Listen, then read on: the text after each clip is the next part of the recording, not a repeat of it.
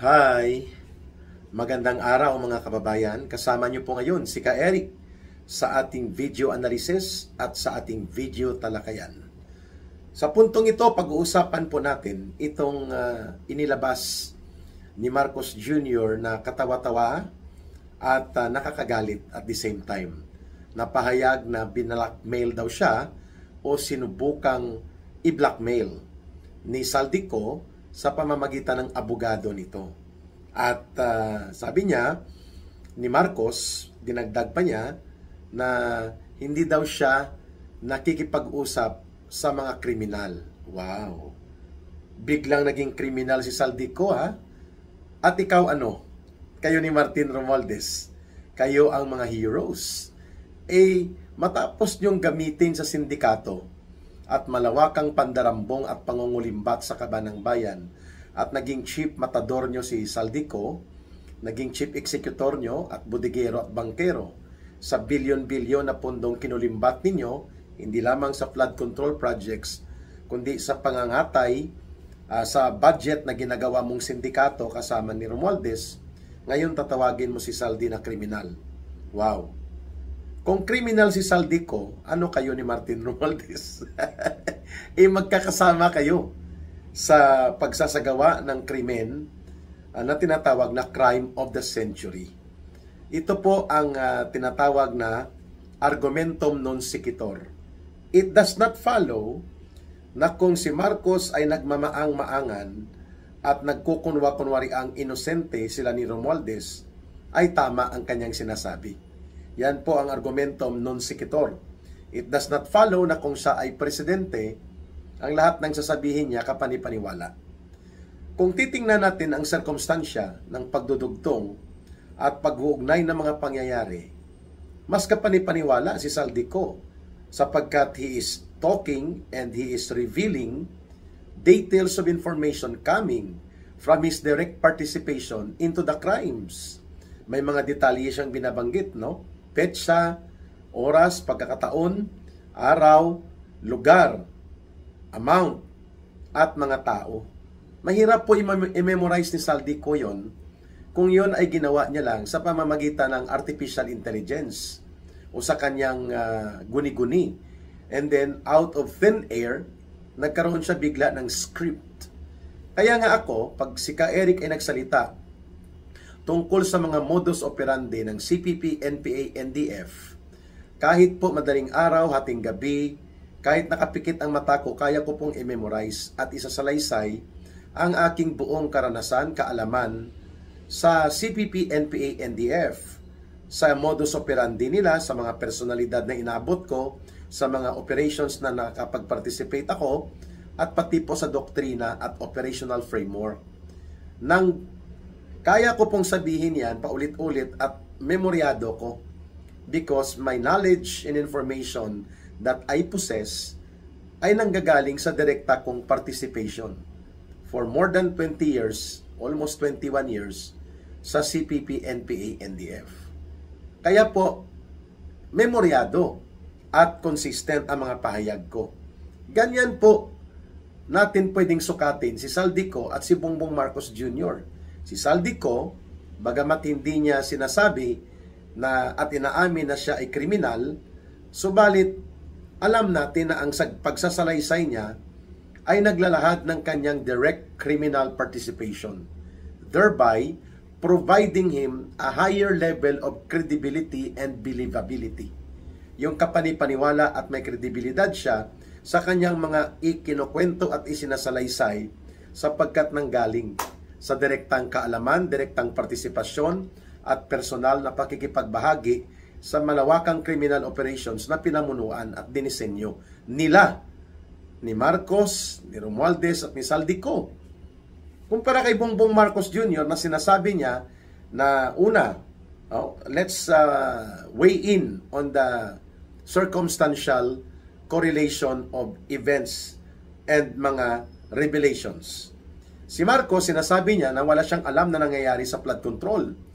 Pinuri pa niya ito noong July 2024 nang siya ay maghambog-hambugan doon po sa Kongreso nang humarap siya sa State of the Nation Address last year lang, mga kababayan. We have more than 5,500 flood control projects and we're happy to report na almost completed na po ito. At sinundan pa niya ng mayroon pang mga almost 9,000 na matatapos na rin. Wow! So ano yun? High lang siya sa droga? The way he is being described and exposed by his sister, Senator Amy Marcos, nang binanggit niya yun?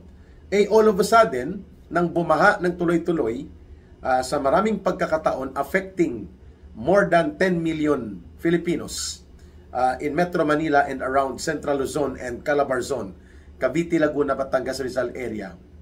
Biglang bawi si Marcos at nang bumaha sa maraming bahagi ng Pilipinas sa tuwing bumubuhos ang malalakas na ulan dulot ng bagyo o kaya ng mga pag-uulan dulot ng sistema ng habagat, si Marcos ay bumaliktad bigla at sinabi niya na ghost projects yan. Kaya tayo nagbumabaha. Pero on the very first instance that these circumstances are being revealed and exposed, pinagtanggol niya.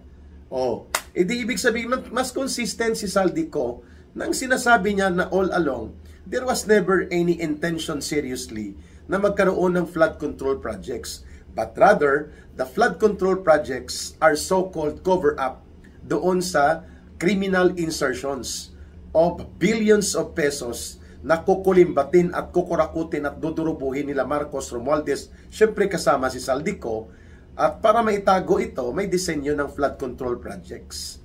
And that is more consistent, ang revelation na yan, sa mga nangyari. Kasi nga bumabaha talaga, sapagkat wala talagang flood control. May flood pero walang control. At kung maalala nyo, pakamot-kamot pa ng ulo niya si Kulukoy Bongbong Marcos Jr. nang sinabi niya kasi na-overwhelm lang ng malakas na mga pag-ulan, sunod-sunod at bagyo, ang ating mga flood control projects. Pero nandyan lang yan. And then sinabi niya pa na may binangga ng barko na flood control projects. Doon pa lang bullseye na siya. Yan pong tinatawag na the fallacy of inconsistency. Kabulastugan at kasinungalingan nang hindi tumutugma sa pangyayari ang iyong mga pinapahayag. Kung ikukumpara mo sa pagre-reveal ni Saldico, mas kapanipaniwala ang revelations ni Saldico kung ikukumpara sa binabanggit ni Marcos Jr. Kaya, hindi rin kapanipaniwala itong binabanggit niya na kung nagsinungaling ka na sa maraming pagkakataon at nahuli kang nagsisinungaling ka like sa flood control projects na sinasabi niyang wala siyang kinalaman, wala siyang alam at pinalusutan siya nila Saldico pero hindi kasama si Martin Romualdez dahil gusto niyang pagtakpan ang criminal principal accountability nilang magpinsan. Kung nagsinungaling ka in many instances, ay mataas po ang katotohanang nagsisinungaling ka sa maraming pagkakataon at iba pang sa mga subsequent na mga inihahayag mo. When you lie at one, and you lie in many times, instances of lying, it is highly probable and believably possible na ikaw ay nagsisinungaling na rin sa iba mo pang mga binabanggit. Yan ang kwento ng ating mga elementary years na the boy who cried wolf. May wolf! May wolf! Tapos tatawa siya, wala palang wolf. Ngayon nung dumating talaga ang wolf, may wolf na, may wolf! Pinagtawanan siya ng mga tao. At yun nga, may mga wolf na lumusob sa baryo nila, sa kasalanan niyang siya ay nagsisinungaling. Ganyan po si Marcos. The president who is not just an addict but a president who cried wolf. Mga kababayan, doon mo po masusukat, doon po natin pwedeng tingnan sa kasaysayan, karanasan, at pangyayari kung nagsisinungaling si Marcos o hindi. Sinabi niya, nagbinanggit ni Pangulong Duterte, tinanong siya ng media, may mga butal-butal, may mga blanco na nagkakahalaga ng mahigit 240 billion pesos according to former President Duterte and Congressman Ungab ang pinirmahan mong budget for 2025 o yung General Appropriations Act of 2025. Anong sagot niya? He is lying. Nagsisinungaling daw si Pangulong Duterte. Ano ngayon ang katotohanan? Tugma sa katotohanan ang binanggit ni former President Duterte at nila Congressman Ungab that Bongbong Marcos Jr. signed willfully, intentionally, with full knowledge niya ang sindikato na budget of 2025. Ayun. So, sino ang consistent? sa paglalahad at pagbubulgar ng mga pangyayaring tumutugma sa realidad at katotohanan. Sina Pangulong Duterte, sino ang consistent na nagtatabon-tabon, gumagawa ng kwento at gumagawa ng mga kasinungalingan na ibubulid niya para pagtakpan ang kanyang kriminal na pananagutan? Si Marcos, no? Black eye siya dyan. Dahil nakita nga, mismo na, hindi ito kaalyado ni Pangulong Duterte, ha? At ito ay kritiko ng Duterte Political Group. Itong si Justice Antonio Carpio, sinabi niya Marcos Jr., siya ang may last touch sa mga insertions. There were around 470 billion pesos worth of insertions sa 2025 General Appropriations Act. At ang naveto o pinigilan lang ni Marcos, 29 billion pesos, meaning mahigit 440 billion pesos na mga insertions itinago sa unprogrammed appropriations at iba pang kasindikatuhan na ginawa nila Marcos, Romualdez at Saldico, pinayagan niya at pinirmahan niya. And that truth and revelation did not come from Saldico. Nauna po yung naibulgar ni Justice Antonio Carpio na kaalyado ng mga dilaw at ng mga pink zombies. Mga kababayan, sa Tindig Balahibo Pilipinas ang grupo nila. Tindig Balahibo talaga. So sino po ang maniniwala pa kay Marcos sa sinasabi niyang binlockmail siya o sinubukan siyang i-blackmail? Presidente kay, di dapat kung sinubukan kang ipa-blackmail o sinubukan kang gulat-gulatin o sinubukan kang i-co-op para gumawa ng kasinungalingan, kung totoo at tama ang binabanggit mo, hindi dapat pinaaresto mo si Atty. Rondain na legal counsel o lawyer ni Saldico. Bakit wala kang ginawang hakbang? Kung totoo na hindi ka sangkot at totoo na nagsisinungaling lang si Rodrigo Duterte at ang malawak na mga pagbubulgar ngayon ni Saldico, o bakit sino bang pumirma ng mga General Appropriations Act of 2023, General Appropriations Act of 2024, General Appropriations Act of 2025, kung bakit lumabas ang mga bilyon-bilyong pera na umabot sa mahigit 1 trilyong pesos ang ninakaw, dinurobo ninyo at ng mga kaalyado mo at mga kapanalig na alipores ng mga sindikato, lalo na sa Kongreso at mga gabinete mong swapang at gahaman na mga magnanakaw, kagaya po sa DPWH at yung mga dati mong gabinete na pinagtatanggal mo para gamitin mo sa scapegoat. Sino bang pumirma? Di ba ikaw? Yun po ay katotohanan hindi mapasusubalian. Ang tawag po dyan sa English, incontrovertible truth. Kaya hindi ka panipaniwala, hindi po tumutugma sa natural human experience na maniniwala tayo na presidente ka and then you are trying to become the knight of the shining, the knight with a shining armor. Yun ang tamang statement. The knight with a shining armor and the knight crusader against corruption and plunder, tapos may lumapit sa iyo na tinatarget mo, sabi mo mastermind. Sabi ni Boying Rimulya at ni John Vic Rimulya, mastermind si Saldico.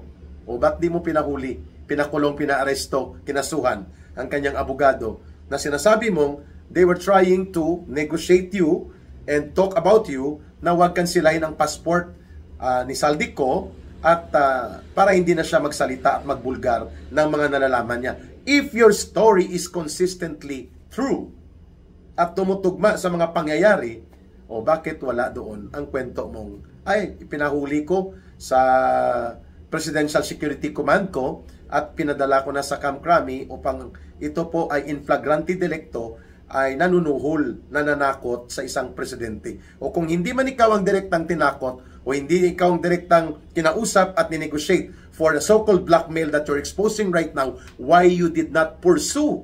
Sino yon kinausap nila? O, wala ka sa detalye ni Saldico. Wala po akong glasses kaya titingnan ko kung ilan na ang time limit ni Ka-Eric, no? Mga kababayan, Marcos Jr. is contradicting himself.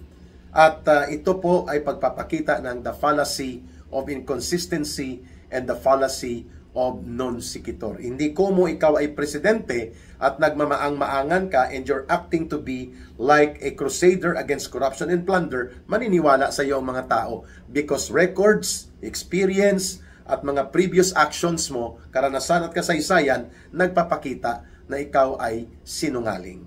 At alam po natin, ang kasabihan ng mga matatanda, hindi po yan pwedeng maging mali. Ang magnanakaw ay kapatid ng sinungaling.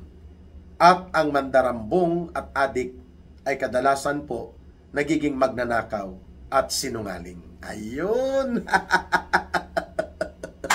Kawawa talaga itong si Marcos, no? Kung ano-anong imbento na lang ang ginagawa niya para lamang po manatili na siya ay inosente ayon sa kanyang guni-guni. Pero subalit, ini-installment po sila ni Saldico, no? Killing me softly. At ito nga, wala nang ibang magawa pa ang kanyang butangera, palengkera, at asong ulol na tinatawag ni Manong Governor Chavit Singson and even the former Executive Secretary Lucas Bersamin. Tinawag niya si Claire Castro na palengkera at parang nagbebenta ng okra at talong sa palengke kung magsalita at parang hindi tumutugma sa isang profesional at kapanipaniwalang presidential spokesperson. Hanep! Asong ulol. Sabi ni Manong Governor Chavit Singson, pagpatakaan mo ng pera, nagiging asong tagapag-atake, tumatahol. Pagdagdagan mo ng maraming pera, nagiging asong tumatahol at nangangagat. Pag hindi mo dadagdagan ng pera, nagiging asong ulol. Yan po ang mga taong nakapaligid kay Bongbong Marcos Jr. Kagaya po ni Larry Bobo Gadon. Sabi niya, pareho kay Claire Castro, si Sara Duterte ang papalit kay Pangulong Marcos Jr. namin? Di marami ng mga magiging Mary Grace Piatos. Yun ang problema nyo. Sapagkat 3 times naglabas ng report at evaluation and accountability report ang COA sa mga expenditures na ito na binabanggit nyo ay very, very clear.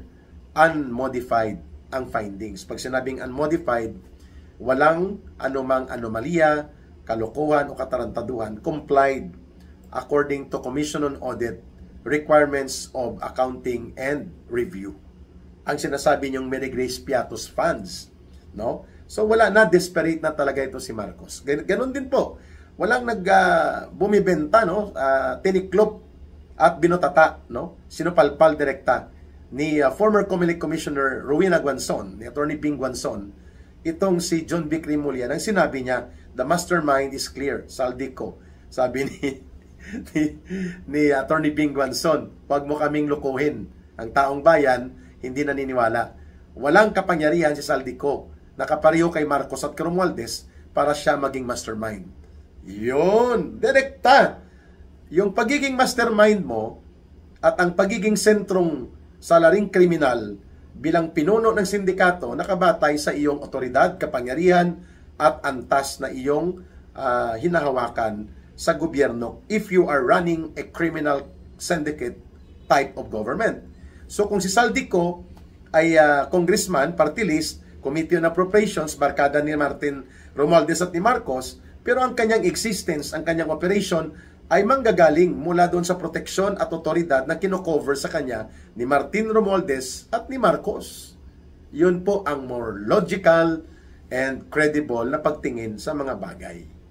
Hindi ko sinasabing inosente na parang santo si Saldico, pero sinasabi ko dahil siya ay consistent sa mga pahayag niya based on his direct personal knowledge about the criminal operations inside sa gobyerno ni Marcos. Hindi po malayo ang katotohanan ng si Saldico po ay nagsisiwalat out of fear for his life and for the need for him to survive. Kaya nga equivalent to ante-mortem statement ito. Bago siya patayin o bago siya patahimikin, i-assassinate, ay inilahad na niya ang kargo-kargo niya. And maybe tinamaan na rin siya ng konsensya niya. And those knowledge and information that Saldico is revealing right now ay kapanipaniwala sapagkat nanggagaling siya sa impormasyon ng kanyang personal participation, direct and actual involvement into the crime of massive corruption, large-scale and systematic plunder, at ito ay pinagplanuhan nila, pinag-usapan nila in conspiracy with Marcos and Romualdez. That's it. Mga kababayan, mahalin po natin ang bansang Pilipinas. Walang ibang magmamahal nito kundi tayo ring mga Pilipino. At yan po ay pag-uusapan natin mamaya, pag wala pa akong scheduled meetings tonight, ay 9:30 in the evening, Philippine Standard Time, Balita at Talakayan with Ka Eric. Samahan niyo po ako, mga kababayan, para sa paghihimay-himay ng mga sumasambulat na mga balita at mga pagbibigay punto de vista nang sa ganun po ay maging maliwanag at umangat din at magiging solido ang pagiging mapanuri at kamalayan ng ating mga kababayan. At i-discuss din po natin mamayang gabi ang tungkol po sa November 30 na mga pagkilos, punto de vista at mga pagpapaliwanag with Ka Eric. Sa gustong tumulong at magbigay ng voluntary support through GCash line and coordination line, ang numero na gamit po natin sa Bangon Sambayanan People's Movement ay 0916-308-7710. 0916-308-7710. GCash line po yan, at the same time, line of coordination through kay Rohilda Celis kay Langging para sa Bangon Sambayanan People's Movement. Para sa Diyos at sa Pilipinas nating mahal, may God bless everyone and may Allah will be with those who are Muslim brothers and sisters. Bye for now. Mabuhay ang sambayanang Pilipino. See you again. Maraming salamat.